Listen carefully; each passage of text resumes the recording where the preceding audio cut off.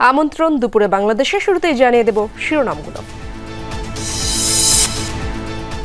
অবাধ ও সুষ্ঠু নির্বাচন আয়োজনে কঠোর পরিশ্রম করছে সরকার। মালয়েশিয়ায় সম্মানসূচক ডিগ্রি গ্রহণ অনুষ্ঠানে বললেন doctor Yunus. We are also working hard to hold a free, fair and transparent election. Date is announced. It will be held in February next year. বিএনপির বিরুদ্ধে অপপ্রচার চালাচ্ছে ধর্মভিত্তিক একটি দল। অভিযোগ রিজভির। ধমক দিয়ে নির্বাচন বাধাগ্রস্ত করা যাবে না, হুঁশিয়ারি ডক্টর জাহিদের। প্লট দুর্নীতি মামলায় হাসিনা, রেহানা, টিউলিপ সহ 23 জনের বিরুদ্ধে সাক্ষ্য গ্রহণ। আশুলিয়ায় 6 মরদেহ পোড়ানোর মামলায় অভিযোগ গঠনের শুনানি আজ।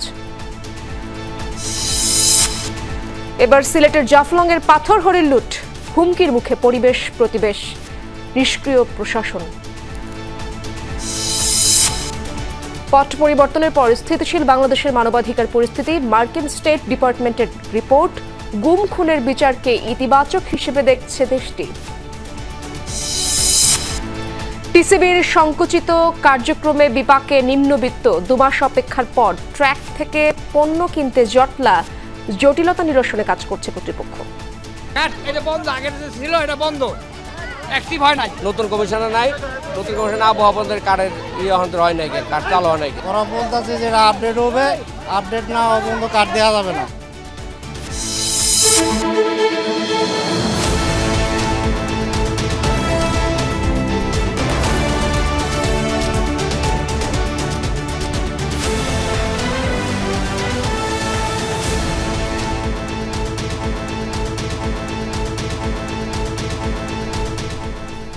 দেখছিলেন শিরোনামগুলো। এছাড়াও দেশ বিদেশের আরো খবর নিয়ে দুপুরে বাংলাদেশে আপনাদের সাথে আছি আমি ইশরাত জাহান।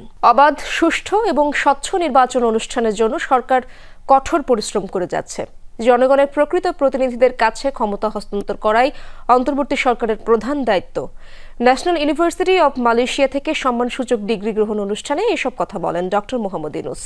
তিনি বলেন, সংস্কার ও নতুন বাংলাদেশ গঠনই অন্তর্বর্তী সরকারের মূল লক্ষ্য। শান্তিতে নোবেলজয়ী বাংলাদেশের অন্তর্বর্তী সরকারের প্রধান উপদেষ্টা অধ্যাপক ডক্টর মোহাম্মদ ইউনূসকে সম্মানসূচক ডক্টরেট ডিগ্রি প্রদান করেছে মালয়েশিয়া ন্যাশনাল ইউনিভার্সিটি। সামাজিক ব্যবসার প্রসারে অনন্য অবদানের স্বীকৃতিস্বরূপ দেয়া হয় এই সম্মাননা। কুয়ালালামপুরে বিশ্ববিদ্যালয়ের অডিটোরিয়ামে আয়োজিত এক অনুষ্ঠানে প্রফেসর মোহাম্মদ ইউনূসকে সম্মানসূচক ডক্টরেট ডিগ্রির সনদ তুলে দেন বিশ্ববিদ্যালয়ের চ্যান্সেলর। এ সময় মালয়েশিয়া ন্যাশনাল ইউনিভার্সিটি কর্তৃপক্ষকে ধন্যবাদ জানিয়ে প্রফেসর ইউনূস বলেন, এই ডিগ্রি গ্রহণ করা বড় সম্মানের।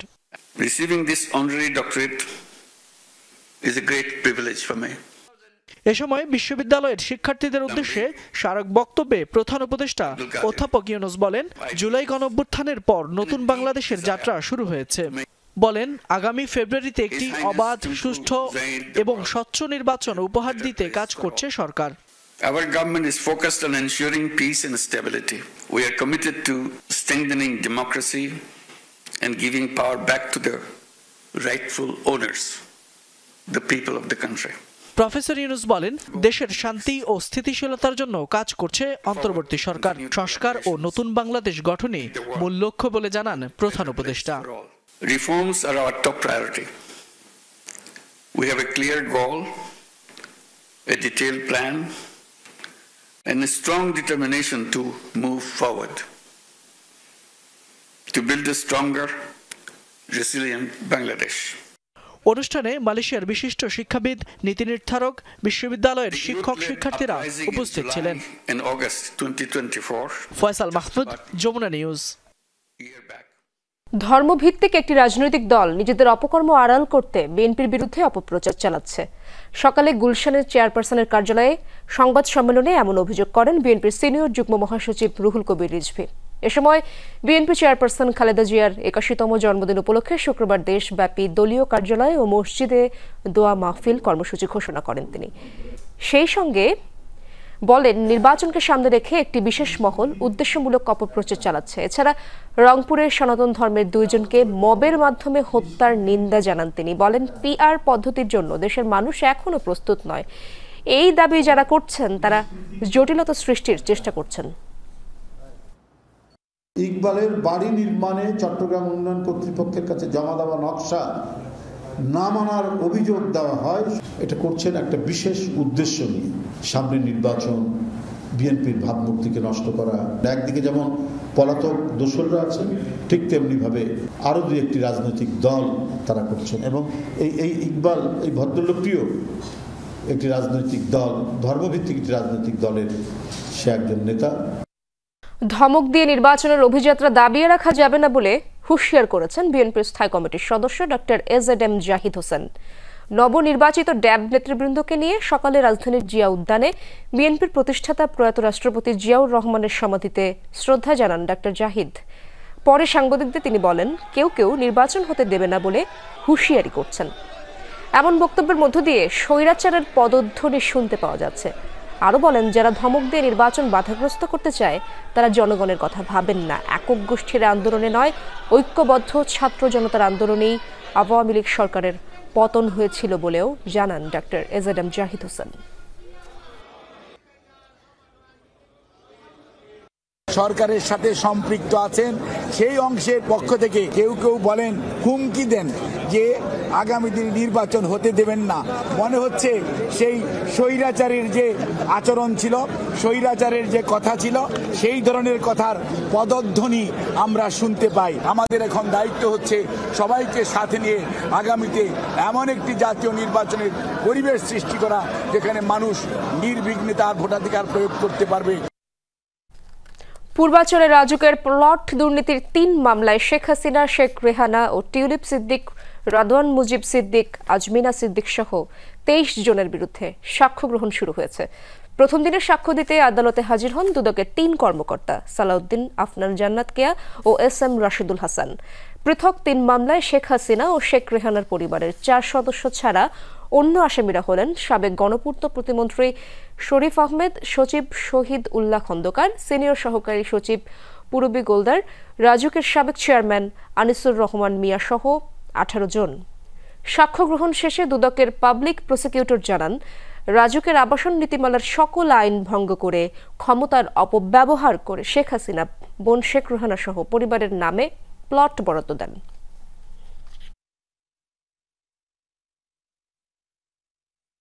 অবৈধভাবে তিনি তার যে ক্ষমতার অপব্যবহার করে তার বোন শেখ রেহানাকে এই প্লট বরাদ্দ দিয়েছেন। সে মর্মে এখানে যে রাজনৈতিক উন্নয়ন কর্তৃপক্ষের যে বিধি আছে সেই সব বিধি লঙ্ঘন করেছেন, লঙ্ঘন করে এই প্লটগুলো বরাদ্দ দেওয়া হয়েছে। সেই বিষয়ে উনি বিস্তারিতভাবে বিজ্ঞ আদালতে ওনার এজাহারকে সমর্থন করে বক্তব্য দিয়েছেন। দর্শক, ঢাকা জেলা দায়রা জজ আদালতে যেতে চাই আমার সহকর্মী রাব্বি সিদ্দিকী সেখানকার খবর রাখছেন। রাব্বি, যে ২৩ জনের বিরুদ্ধে সাক্ষ্য গ্রহণ শুরু হলো, কারা কারা সাক্ষ্য দিলেন আজ? একটু বলতে চাই যে ৩ জনের আজকে সাক্ষ্য গ্রহণের কথা, এরই মধ্যে কিন্তু ২ জনের সাক্ষ্য গ্রহণ শেষ হয়েছে। প্রথমে সাক্ষ্য দিয়েছে দুদকের কর্মকর্তা সালাউদ্দিন এবং এখন সাক্ষ্য দিচ্ছে আফনান জান্নাত কেয়া, তিনিও দুদকের কর্মকর্তা, এবং এরপরে সাক্ষ্য গ্রহণ হবে রাশিদুল হাসান। এই ৩ জন মূলত এই যে ৬টি মামলা, এর ভিতরে ৩টি মামলা মূলত শেখ রেহানার পরিবারের, এবং সেই পরিবারের এই মামলার অন্যতম আসামি শেখ হাসিনা। এবং শেখ হাসিনা যখন প্রধানমন্ত্রী ছিলেন তিনি তার ক্ষমতার অপব্যবহার করেছেন এমন দাবি করে দুদকের আইনজীবীরা বলছেন যে রাজুকের যে নিয়ম বা বিধান, সব নিয়মকে বৃদ্ধাঙ্গুলি দেখিয়ে ক্ষমতার অপব্যবহার হয়েছে, এবং সেই জন্যই আজকে সাক্ষ্য গ্রহণ পর্ব। এবং সেই সাক্ষ্য গ্রহণে ৩ কর্মকর্তা দুদকের তারা তাদের বক্তব্য উপস্থাপন করছেন।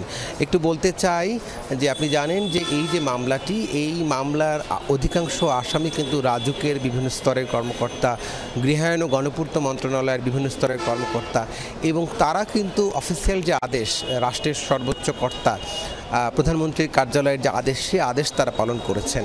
এবং সেই আদেশ পালন করতে গিয়ে নিজের নামে ঢাকাতে জমি থাকার পরেও জমি নেই, বাড়ি নেই এমনটা দেখিয়ে এই 60 কাঠা প্লটটি কিন্তু শেখ হাসিনা তার পরিবারের সদস্যদের নামে বরাদ্দ দিয়েছেন এবং এই অভিযোগে মামলা চলছে, মামলা হয়েছে, সেই মামলার অভিযোগ চার্জ গঠন হয়েছে। এখন যে পর্ব সেটি সাক্ষ্য গ্রহণ পর্ব এবং সেই সাক্ষ্য গ্রহণ পর্বটি চলছে এবং বিচারক জানতে চাইছে যে কোন কোন বিষয়বস্তু নিয়ে এই অভিযোগটি আনা হয়েছে, তথ্য প্রমাণ, কাগজপত্র, সেগুলো খুঁটিনাটি বিষয়গুলো কিন্তু সাক্ষীদের কাছ থেকে কিন্তু জানতে চাইছে বিচারক। ধন্যবাদ আপনাকে রাব্বি। আশুলিয়ায় মরদেহ পোড়ানোর মামলায় অভিযোগ গঠনের বিষয়ে শুনানি শুরু হয়েছে। শুনানি করছেন ট্রাইব্যুনাল নিযুক্ত আইনজীবী ও আসামি পক্ষের আইনজীবীরা। এর আগে সকালে এই মামলায় গ্রেফতার 8 জনকে আন্তর্জাতিক অপরাধ ট্রাইব্যুনালে হাজির করা হয়। এর আগে গত সপ্তাহে আদালতে 16 আসামির বিরুদ্ধে অভিযোগ তুলে ধরে প্রসিকিউশন। তাদের বিরুদ্ধে 5ই আগস্ট হত্যার পর 5 জনের লাশ ও আহত 1 জনকে পুড়িয়ে দেয়া এবং 4 আগস্ট আশুলিয়া থানার সামনে 1 জনকে গুলি করে হত্যার অভিযোগ আনা হয়। এই মামলায় সাবেক এমপি সাইফুল ইসলাম সহ 8 জন পলাতক আছেন। আজ তাদের পক্ষে শুনানি করছেন ট্রাইব্যুনালে নিযুক্ত আইনজীবীরা। এছাড়া চানখারপুল হত্যাকাণ্ডের মামলায় তৃতীয় দিনের মতো সাক্ষ্য গ্রহণ শুরু হয়েছে। এখন পর্যন্ত এই মামলায় 3 জন সাক্ষ্য দিয়েছেন।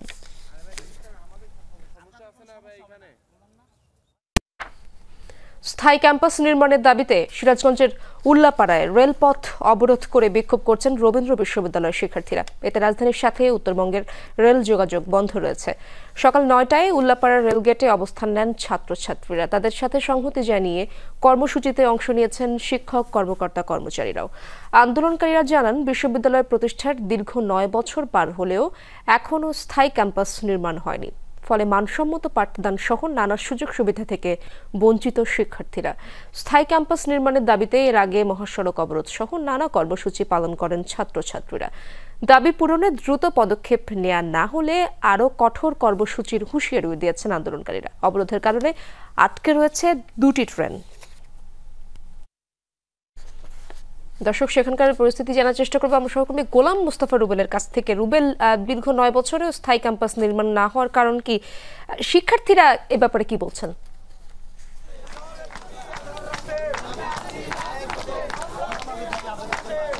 ইসরাত, আসলে দীর্ঘ 4 ঘন্টা অতিবাহিত হয়ে গেছে। এখন পর্যন্ত তারা সেই রেলপথটি বন্ধ করে রেখেছে। বিশেষ করে কিন্তু 9টি বছর অতিবাহিত হয়ে গেছে। এখন পর্যন্ত তাদের সেই লাল ফিতার দৌরত্বেই আটকে আছে ডিপিপিতে এই রবীন্দ্র বিশ্ববিদ্যালয় স্থায়ী ক্যাম্পাসের ফাইলটি। বারবার একদিকে গিয়েও কিন্তু পাস হচ্ছে না, যে কারণে শিক্ষার্থীরা কিন্তু আজকে 15 দিন যাবত তার মূলত আন্দোলন চালিয়ে যাচ্ছে। তাদের সেই আন্দোলন আজকে রেলপথে এসে গিয়েছে। সেই রেলপথে কিন্তু আজকে আন্দোলন করছে। পুরো রেলপথটি বন্ধ করে দিয়ে দীর্ঘ 4 ঘন্টা যাবত তারা আন্দোলন করছে। ইতিমধ্যে কিন্তু প্রায় এই দুপারে প্রায় 5টি ট্রেন কিন্তু আটকে আছে। অনেক যাত্রী কিন্তু দুর্ভোগ বেড়ে গেছে। 9টি বছর অতিবাহিত হয়ে গেছে, এখন পর্যন্ত ক্যাম্পাসটি হচ্ছে না। সর্বশেষ আপনি দেখুন কি দাবি, কি জন্য আপনারা কতক্ষণ পর আপনারা মূলত এই এখান থেকে রেলপথটি মানে এখান থেকে উঠে যাবেন? আমাদের দাবি রবীন্দ্র বিশ্ববিদ্যালয়ের ডিপিপি পূর্ণাঙ্গ অনুমোদন এবং রবীন্দ্রনাথের জমিতেই রবীন্দ্র বিশ্ববিদ্যালয় স্থাপন। আমাদেরকে যদি কোনো একজন একনেক উপদেষ্টা আমাদেরকে আশ্বস্ত করে যে আগামী একনেক সভায় আমাদের রবীন্দ্র বিশ্ববিদ্যালয়ের দাবি মেনে নেওয়া হবে, তাহলে আমরা রেলপথ ছেড়ে দেবো। যদি না হয় তাহলে আমরা আরো কঠোর কর্মসূচিতে যাব। আজকে এখানে রেলপথ ব্লক করেছি, আগামীতে হয়তো কড্ডায় রেল এবং সড়ক উভয় পথ অবরোধ করব এবং যমুনার সামনে গিয়ে আমরা গণ অনশনে বসবো।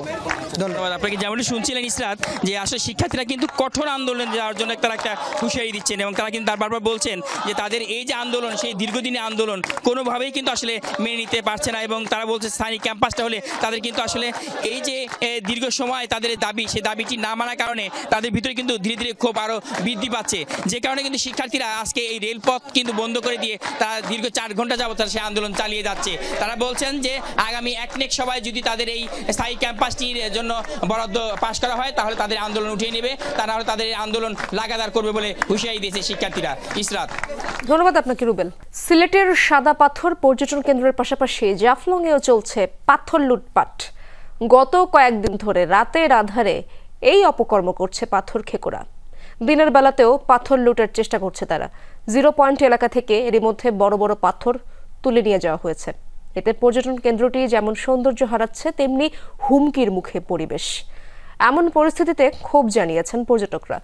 প্রশাসন বলছে পাথর লুট ঠেকাতে টহল বৃদ্ধি করা হচ্ছে। আরেক পর্যটন কেন্দ্র সাদা পাথর প্রকাশ্যে লুটপাটে অনেকটা মরুভূমিতে পরিণত হয়েছে।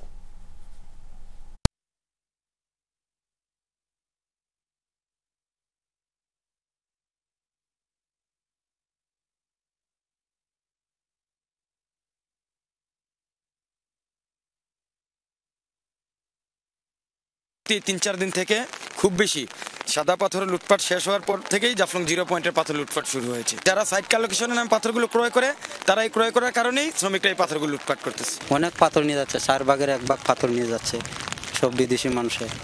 এগুলো এখান থেকে তারা এগুলো নিয়ে বুট নিয়ে নৌকায় নিয়ে তারা বিক্রি করে। দর্শক, যেমনটা জানাচ্ছিলাম, গত কয়েকদিন ধরেই রাতের আধারে লুট হচ্ছে সিলেটের জাফলং পর্যটন কেন্দ্রের পাথর। ইতিমধ্যে লুট হয়েছে কয়েক লাখ ঘনফুট পাথর। এ বিষয়ে আরো জানার চেষ্টা করবো আমার সহকর্মী মাহবুবুর রহমান রিপন সেই খবরগুলো রাখছেন। রিপন, জাফলং পর্যটন কেন্দ্রের এখন কি অবস্থা আপনি দেখছেন? পাথর লুটের বিষয়ে প্রশাসন কি বলছে? তারা কি তৎপর হয়েছে কিনা?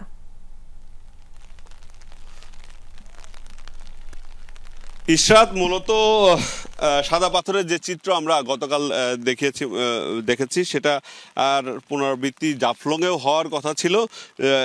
সাদা পাথর নিয়ে নানাভাবে গণমাধ্যমে কথাবার্তা শুরু হওয়ার পরই কিন্তু এখানে প্রশাসন টনক নড়েছে, কিন্তু তার আগে কিন্তু এখানকার পাথরের যে লুটপাট সেটা কিন্তু চলমান ছিল এবং গতকাল থেকে মোটামুটি কমেছে। দিনের বেলায় কাউকে এখানে দেখা যায়নি, তবে রাতের বেলাতেও এখানকার লোকজন বলছে রাতেও কেউ এখানে প্রবেশ করেনি। মূলত রাতে বিজিবি, পুলিশ এবং উপজেলা প্রশাসনের টহল ছিল গভীর রাত পর্যন্ত, সে কারণে সেটা হয়তো তারা আসতে পারেনি। তবে এখানকার যারা পর্যটন সংশ্লিষ্ট ব্যবসায়ী রয়েছেন এবং স্থানীয় লোকজন রয়েছেন, তারা যেটা বলতে চাচ্ছেন যে বিশেষ করে রাতের আধারেই এই লুটপাটটা সবচেয়ে বেশি হয় এবং গত বছরের 5 আগস্ট থেকে যেটা শুরু হয়েছিল সেটা আসলে কোনোভাবেই থামানো যায়নি। 5 আগস্ট থেকে 12 আগস্ট পর্যন্ত প্রায় 1 কোটি ঘনফুট পাথর কিন্তু এখান থেকে লুটপাট হয়েছিল, যেটা উপজেলা প্রশাসন নিজে থেকে একটি প্রতিবেদন দিয়েছিল এবং তারপর থেকে প্রতিনিয়তই আসলে এইখানকার পাথর চুরি হয়েছে। আপনি দেখতে পাচ্ছেন যে চিত্র, এই যে অংশগুলো রয়েছে এই অংশ থেকে পাথর কিন্তু সরিয়ে ফেলা হয়েছে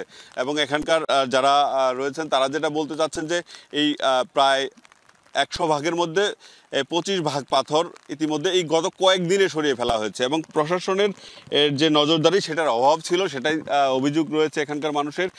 আরও একটি বিষয় তারা বলতে চেয়েছেন যে মূলত যারা পাথর ক্রয় করেন তাদের বিরুদ্ধে যদি শাস্তিমূলক ব্যবস্থা নেওয়া যায় তাহলেই হয়তো এই পাথর লুটপাট বন্ধ হবে, কারণ যারা লুট করেন তারা এখানকার স্থানীয় কেউ না, এরা বিভিন্ন জেলা থেকে এসেছেন। মূলত তাদেরকে এই পাথর যারা তাদের কাছ থেকে কিনেন তারাই তাদেরকে নিয়ে আসেন এবং তারাই এনে তাদের কাছ থেকে এই পাথর তাদেরকে দিয়ে লুট করান প্রথমে, তারপর কম দামে সেই পাথর তারা কিনেন। এবং এখানকার স্থানীয় লোকজন যেটা বলতে চাচ্ছেন যে যারা আসলে এইভাবে পাথর ক্রয় করছেন কম দামে, তাদের কারণে এই পাথর লুটপাটে উৎসাহী হচ্ছে শ্রমিকরা এবং তাদের বিরুদ্ধে যদি ব্যবস্থা নেওয়া যায় এবং যারা এইসব পাথর কিনে স্তূপ করে রেখেছেন, স্টক করে রেখেছেন, সে সকল পাথর যদি জব্দ করা যায় তাহলে হয়তো এই লুটপাট বন্ধ করা যাবে। ইশরাত, রিপন, অনেক ধন্যবাদ আপনাকে। রাজনৈতিক পট পরিবর্তনের পর থেকে স্থিতিশীল বাংলাদেশের মানবাধিকার পরিস্থিতি, তবে কিছু উদ্বেগের বিষয় রয়েছে। মার্কিন পররাষ্ট্র দপ্তরের মানবাধিকার বিষয়ক প্রতিবেদন 2024-এ বলা হয়েছে এমন কথা। যুক্তরাষ্ট্রে স্থানীয় সময় মঙ্গলবার প্রকাশিত ওই রিপোর্টটি হাসিনা সরকারের আমলে গুম খুন সহ মানবাধিকার লঙ্ঘনের বিভিন্ন ইস্যু তুলে ধরা হয় বার্ষিক প্রতিবেদনে।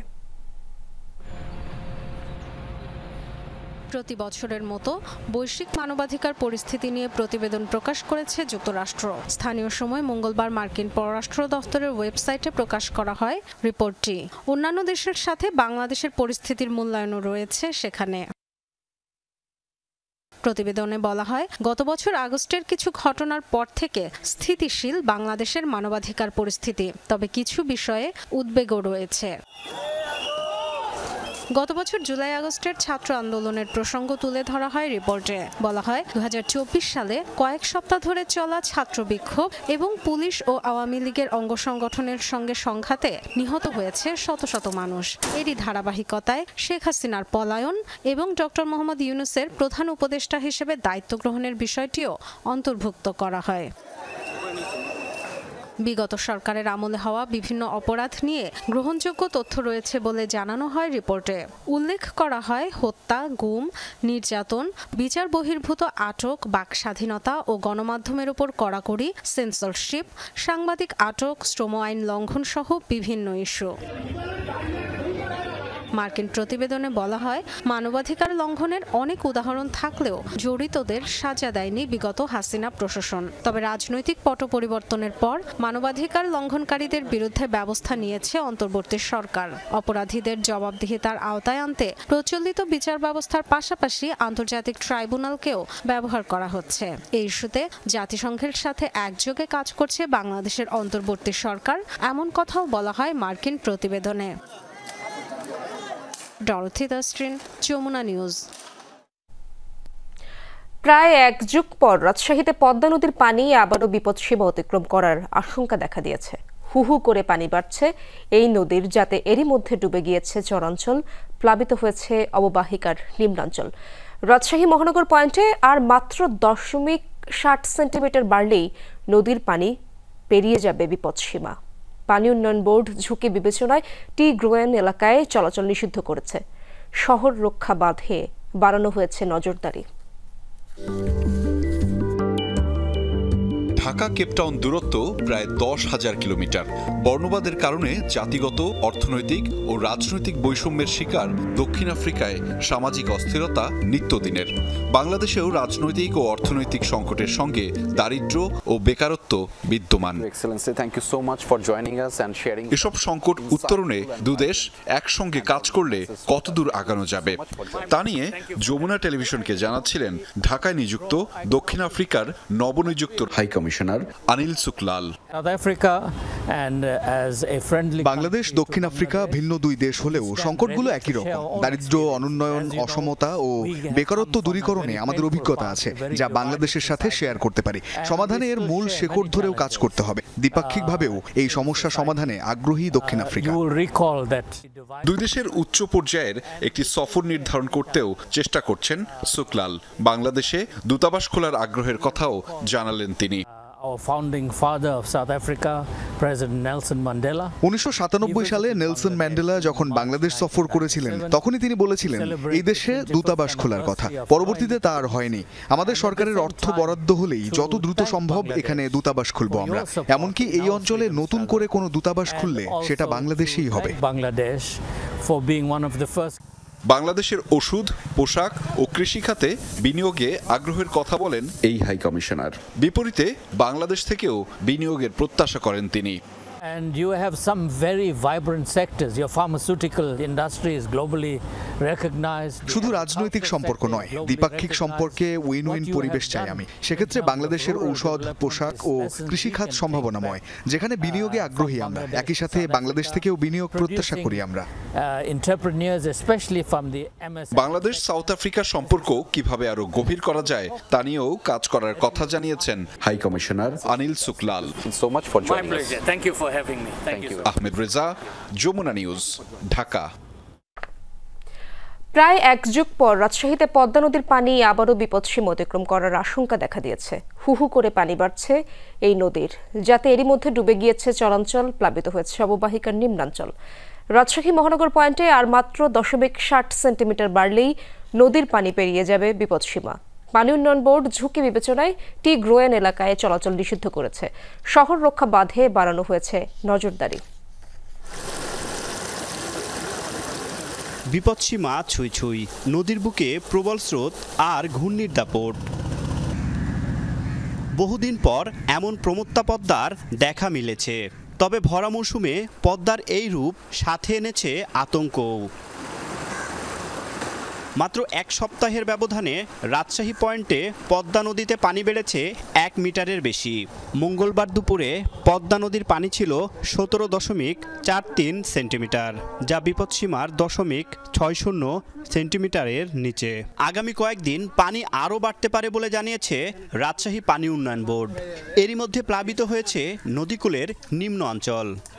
বর্ষাতে তো আর কোথায় যাবো, এইভাবেই থাকছে ছেলে পেলে নিয়ে, খাওয়া দাওয়া সব এইভাবেই। সবাই যখন উপরে উঠে রাস্তা বেড়াচ্ছে, আমরা কয়েকজনের বাড়ি ঘর পাহারা দিই। সব ডুবে গেছে, তো এগুলো ডুবে গেছে। আর দুদিন পানি বাড়লে ওগুলাও ডুবে যাবে।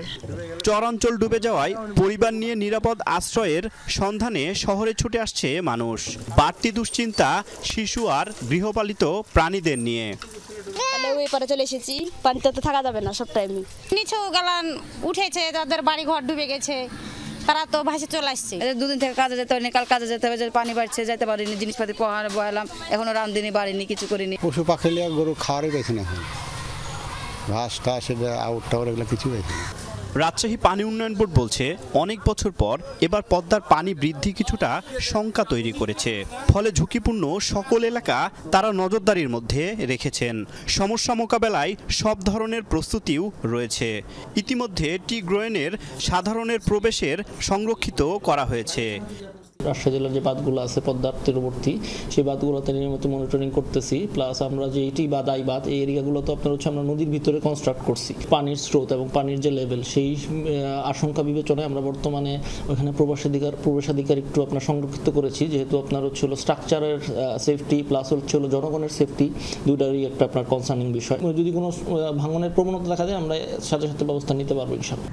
রাজশাহীতে পদ্মা নদীর পানির বিপদসীমা 18.05 মিটার। সবশেষ 2013 সালের পরে পদ্মার পানি এখানে সেই সীমা অতিক্রম করেনি। তারেক মাহমুদ, যমুনা নিউজ, রাজশাহী। উজানের ঢল আর বৃষ্টিতে তিস্তার পানি বেড়ে আবারও লালমনিরহাটের নিম্নাঞ্চল প্লাবিত হয়েছে। তিস্তা ব্যারেজ পয়েন্টে বিপদসীমার ওপর দিয়ে বইছে নদীর পানি। এতে হাতিবান্ধা, কালীগঞ্জ, আদিতমারি ও সদরের 15টি গ্রামের নিচু এলাকা তলিয়েছে বানের জলে। পানিবন্দী অন্তত 5,000 পরিবার। বাড়িঘরে পানি ঢোকায় ভোগান্তিতে বাসিন্দারা। তলিয়েছে রোপা আমন ক্ষেত সহ বিভিন্ন ফসল। তিস্তা ব্যারেজ পয়েন্টে 44টি জলকপাট খুলে দিয়ে পানি নিয়ন্ত্রণ করছে পানি উন্নয়ন বোর্ড। আজ সকাল 9টা থেকে পরবর্তী 24 ঘন্টায় ভারী থেকে অতি ভারী বৃষ্টির পূর্বাভাস দিয়েছে আবহাওয়া অধিদপ্তর। তিস্তার পানি বেড়ে এর আগেও কয়েক দফা প্লাবিত হয় নদী তীরবর্তী এলাকা। ভোগান্তি পোহাতে হয় নিম্নাঞ্চলের বাসিন্দাদের।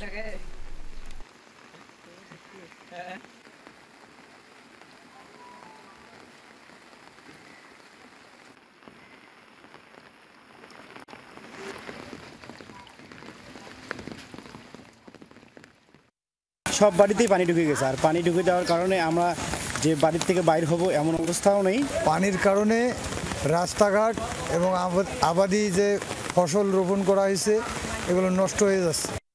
ঝিমিয়ে পড়েছে টিসিবি, সংকুচিত হয়েছে কার্যক্রম, পরিবর্তিত অবস্থায় কমেছে সুবিধাভোগী। নতুন কার্ড স্বয়ংক্রিয় করা নিয়েই তৈরি হয়েছে জটিলতা। এর মধ্যে 2 মাস বন্ধ ছিল ট্রাকে পণ্য বিক্রি, এখন চালু হলেও তা সীমিত। তেল, ডাল আর চিনি কিনতে হুমড়ি খেয়ে পড়ছে সাধারণ মানুষ। বলছে বাজারে সব পণ্যের দাম বেশি, তাই জীবন ধারণ কঠিন। নির্বাচিত প্রতিনিধি না থাকায় হচ্ছে না নতুন তালিকা। টিসিবি বলছে স্বচ্ছতা নিশ্চিত করেই পণ্য বিক্রি করা হবে। 2 মাসের অপেক্ষার পর শুরু হয়েছে ট্রাক সেল কার্যক্রম, অর্থাৎ ট্রাকে করে বিক্রি হচ্ছে টিসিবির তেল, ডাল ও চিনি। বাজার থেকে কিছুটা কম দাম থাকায় পণ্য কিনতে মানুষের এমন জটলা, লাইন মানছে না কেউ, ঘটছে হাতাহাতির ঘটনাও। পণ্য শেষ হয়ে যাবে তাই কেউ কাউকে ছাড় দিতে রাজি নন। ট্রাকের সামনে পণ্যের জন্য দাঁড়িয়েছে টিসিবির কার্ডধারী ক্রেতা। অভিযোগ, কার্ড থাকলেও তা দিয়ে প্রতি মাসে পণ্য তোলা যায় না। সক্রিয় করতে এক রাজ্যের ঝক্কি ঝামেলা। নতুন কমিশনার নাই, নতুন কমিশনার আবহাওয়া বন্ধের কার্ডের হয় নাই, কার্ড চালু হয় নাই। আমারও কার্ড আছে, কিন্তু কার্ড ওরা বলতেছে যে আপডেট হবে, আপডেট না হওয়া পর্যন্ত কার্ড দেওয়া যাবে না। কার্ড এটা বন্ধ, আগে যে ছিল এটা বন্ধ, অ্যাক্টিভ হয় নাই। আগে এই সাশ্রয়ী দামের পণ্যের সুফল পেত সারা দেশের প্রায় 1 কোটি মানুষ, কিন্তু এখন এই সংখ্যা অর্ধেক। গ্রাহকদের কার্ড দেয়া হলেও তা নানা জটিলতায় নিষ্ক্রিয়। ফলে ইচ্ছা থাকা সত্ত্বেও ডিলারদের কাছ থেকে পণ্য তুলতে পারছে না সাধারণ মানুষ। অন্যদিকে বিক্রি না হয় বড় ধরনের লোকসানের মুখে ডিলার। জুন মাসের মাল ছিল 200 আর জুলাই মাসে পাইছিল 300, মোট বিক্রি করছি 250 মাল, আর হচ্ছে এখনো মাল 250 আছে। কোনো ওয়ার্ডে 500, 700, 300, 1000, 2000 এরকম কার্ড সংখ্যা। প্রায় 8000, 10000, 12000 করে কার্ড বরাদ্দ ছিল। মানুষ যখন লাইনে পণ্য নেওয়ার জন্য দাঁড়িয়ে থাকে তখন দেখা যায় তার সার্ভার ডিস্টার্ব দেয়। এজন্য মানুষ অনেক বিরক্ত হয়, মানুষের কষ্ট হয়। কার্ড যাচাই বাছাই এবং নতুন নাম অন্তর্ভুক্তির ক্ষেত্রে কাজ করছে সিটি কর্পোরেশন, কিন্তু সেখানে নির্বাচিত জনপ্রতিনিধি না থাকায় বন্ধ হয়ে গেছে সার্বিক কর্মকাণ্ড। 9,000 পাঠাইছি, আসলে হলো 3.5 মধ্যে তো আবার ওই যে নিম্ন যারা ওরা তো মোবাইল নাম্বার নাই, বন্ধ হারা গেছে, এইসব মিলে আমরা বিলি করতে পারলাম না ঠিক মতো, কিছু কার্ড বেঁচে গেল। অ্যাক্টিভেশনটা যদি সরকার অটো সিস্টেম করে দিতে বা যে কোনো একটা মাধ্যমে অ্যাক্টিভেশনটা চালু করে দিত, তাহলে আমরা এই ভোগান্তি থেকে মুক্তি পেতাম। তবে মূল্যস্ফীতির এই সময়ে ক্রেতাদের ব্যাপক চাহিদা সত্ত্বেও কৌশলে পণ্য বিক্রি সংকুচিত করেছে টিসিবি। কার্ড জটিলতা নিরসন এবং সঠিক তালিকা প্রণয়নে গুরুত্ব দিচ্ছে না সরকারি এই প্রতিষ্ঠান। একটা পরিবার 3-4টা কার্ড দিয়েছে, অথবা একটা মোবাইল নাম্বার দিয়ে 3-4টা কার্ড দিয়েছে। স্মার্ট কার্ডের ট্রান্সফার হওয়ার কারণে এই একই পরিবারের এনআইডি আর হলো একই মোবাইল নাম্বার, এগুলো ট্র্যাক করার ফলে এই সমস্যাটা হয়েছে। দেখা গেল যে যার কার্ড কিন্তু মোবাইল নাম্বার আরেকজনের, কিন্তু ওই মোবাইল নাম্বার যখন অ্যাক্টিভ করতে যাবে ওই মোবাইল নাম্বারে দিলে ওটিপি যাবে, উনি যখন ওই ওটিপি দিতে পারেন না তখন এই সমস্যাটা তৈরি হয়। পরিবর্তিত অবস্থায় বহু কার্ড বাতিল করেছে টিসিবি। নতুন করে তালিকাভুক্তির সুযোগ না পেয়ে কষ্টে আছে বড় সংখ্যক মানুষ। রিমন রহমান, যমুনা নিউজ, ঢাকা। অন্য যে কোনো সময়ের চেয়ে দেশের পুঁজিবাজার এখন বেশি সক্রিয়। নানামুখী সংস্কার কার্যক্রম গ্রহণের ফলে এই খাতে বিনিয়োগ এখন অনেক নিরাপদ বলে মনে করেন প্রধান উপদেষ্টার বিশেষ সহকারী আনিসুজ্জামান চৌধুরী। সকালে রাজধানীর একটি হোটেলে শেয়ার বাজার নিয়ে আয়োজিত বিদেশি বিনিয়োগ সম্মেলনে এসব কথা বলেন তিনি। জানান, অর্থনীতি পুনরুদ্ধারে সরকারের প্রচেষ্টা অব্যাহত রয়েছে। অনুষ্ঠানে বিদেশিদের এদেশে বিনিয়োগের জন্য আহ্বান জানান তিনি। এ সময় বিদেশি বিনিয়োগকারীদের আকৃষ্ট করতে নানামুখী পদক্ষেপ নেওয়ার কথা তুলে ধরেন সংশ্লিষ্টরা। আলোচকরা বলেন, বৈশ্বিক কারণে বাংলাদেশের অর্থনীতিতে সম্ভাবনা তৈরি হয়েছে। তৈরি পোশাক, টেক্সটাইল, কৃষি, ওষুধ, নবায়নযোগ্য জ্বালানি সহ নানা ক্ষেত্রে এখন বিনিয়োগের উপযুক্ত স্থান। বন্দর এবং অবকাঠামোগত সক্ষমতা আগের চেয়ে বৃদ্ধি পেয়েছে। ব্যাংক খাতও ঘুরে দাঁড়িয়েছে। বিশেষ করে সবুজ শিল্প স্থাপনে অনেক এগিয়ে গেছে। আর্থিক খাতের সংস্কারে সরকারের সদিচ্ছার অভাব নেই। দিনব্যাপী এই বিনিয়োগ সম্মেলনে 107 জন দেশি বিদেশি বিনিয়োগকারী অংশ নিয়েছেন।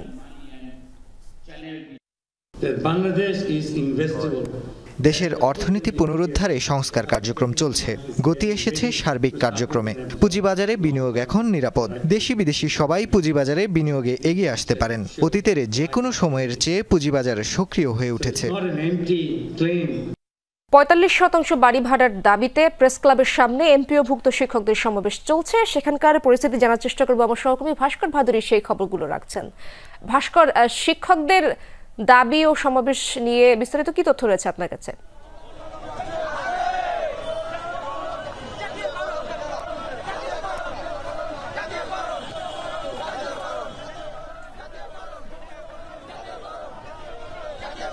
ভাস্কর, আপনি কি আমাকে শুনতে পাচ্ছেন? সকাল থেকে মূলত সারা বাংলাদেশের মাধ্যমিক বিদ্যালয়, বেসরকারি মাধ্যমিক বিদ্যালয়ের যে সকল শিক্ষকরা রয়েছেন তারা কিন্তু শিক্ষক মহাসমাবেশের কর্মসূচি ঘোষণা করে আজ প্রেস ক্লাবের সামনে অবস্থান নিয়েছেন। সকাল 10টার কিছু পর থেকে এই অবস্থান কর্মসূচি এবং মহাসমাবেশ কিন্তু চলছে এবং তার বিপরীতে শিক্ষকরা কিন্তু বিভিন্ন দাবি দাওয়া তুলে ধরছে। কিছুক্ষণ আগে তারা যেমনটি বলেছেন যে তাদের বাড়ি ভাড়া বাবদ 1000 টাকা প্রদান করা হয়, সেই বাড়ি ভাড়া আরও বাড়ানোর জন্য এবং তার পাশাপাশি চিকিৎসা ভাতা বাড়ানো এবং সবশেষ সর্বোপরি বাংলাদেশে এই মুহূর্তে মাধ্যমিক বেসরকারি বিদ্যালয় যেগুলো রয়েছে জাতীয়করণের দাবিতে কিন্তু তারা তাদের সমাবেশ চালিয়ে যাচ্ছে। প্রাথমিকভাবে প্রেস ক্লাবের সামনে অবস্থান কর্মসূচির শেষে সচিবালয়ের দিকে কিন্তু প্রতিবাদী মিছিল নিয়ে যাওয়ার কথা ছিল, কিন্তু তার পরবর্তীতে আইন শৃঙ্খলা রক্ষাকারী বাহিনীর সদস্যরা যখন আন্দোলনরত শিক্ষকদের বাধা প্রদান করে তার পরবর্তীতে তাদের একটি প্রতিনিধি দল কিন্তু সচিবালয়ে গিয়েছে। এসব এখানে একটি বিষয়, শিক্ষকরা কিন্তু বলছেন যে গত 16 বছর অর্থাৎ আওয়ামী লীগের শাসন আমলে কিন্তু তারা প্রতারণা এবং বঞ্চনার শিকার হয়েছেন এবং একইভাবে গত 1 বছর ধরেও কিন্তু সাবেক যে শিক্ষা উপদেষ্টা রয়েছে তার যে ওয়াদাগুলো রয়েছে সেগুলো কিন্তু বর্তমান সময়ে এসে কিন্তু পূরণ করা হয়নি। এই সার্বিক বিষয়গুলোকে মাথায় রাখার পাশাপাশি শিক্ষকরা বলছেন যে যেহেতু তারাই জাতির ভবিষ্যৎ তৈরির কারিগর, সেক্ষেত্রে যদি তাদের জীবন যদি অভাব অনটনের মধ্যে দিয়ে যায় তাহলে কিন্তু ভবিষ্যৎ বাংলাদেশ কোনোভাবেই স্বয়ংসম্পূর্ণভাবে গড়ে উঠবে না। মূলত তারা তাদের যে সকল দাবিগুলো রয়েছে সেই সকল দাবি পুরো না হওয়া পর্যন্ত কিন্তু এখানে অবস্থান কর্মসূচি ঘোষণা করেছে। যার বিপরীতে দেখতে পাচ্ছেন আইন শৃঙ্খলা রক্ষাকারী বাহিনীর সদস্যরা রয়েছে এবং একই সাথে বেশ একটি যানজটের কিন্তু তৈরি হয়েছে। কারণ আপনি যদি পল্টন থেকে হাইকোর্টের যে কদম ফোয়ারা রয়েছে সেই রাস্তায় যদি আসতে চান তার এক পাশ কিন্তু ইতিমধ্যেই পুরোপুরি বন্ধ করে রাখা হয়েছে এবং শিক্ষকরা সারা দেশ থেকে যারা এসেছেন তারা প্রেস ক্লাব এবং হাইকোর্ট এলাকার আশেপাশে বিভিন্ন জায়গায় কিন্তু তারা ইতিমধ্যে অবস্থান নিয়ে ফেলেছে, যার ফলে রাজধানীবাসীর যে যান চলাচল সেই যান চলাচলে বেশ কিছুটা বেগ পেতে হচ্ছে এবং একই সাথে বিভিন্ন জায়গায় যানজটের কিন্তু তৈরি হয়েছে। শিক্ষকরা কিন্তু বলছেন যতক্ষণ না পর্যন্ত তাদের দাবির পক্ষে সরকারের পক্ষ থেকে সুস্পষ্ট কোনো ঘোষণা আসে কিংবা সুস্পষ্ট কোনো আশ্বাস আসে ততক্ষণ পর্যন্ত কিন্তু তারা তাদের এই যে আন্দোলন কিংবা অবস্থান কর্মসূচি তা কিন্তু চালিয়ে যাবে। ভাস্কর, অনেক ধন্যবাদ আপনাকে। দর্শক, দুপুরে বাংলাদেশের প্রথম ঘন্টা থেকে বিদায় নিচ্ছি। পরের ঘন্টার খবর নিয়ে ফিরবেন সহকর্মী জান্নাতুল কলি। সাথেই থাকুন।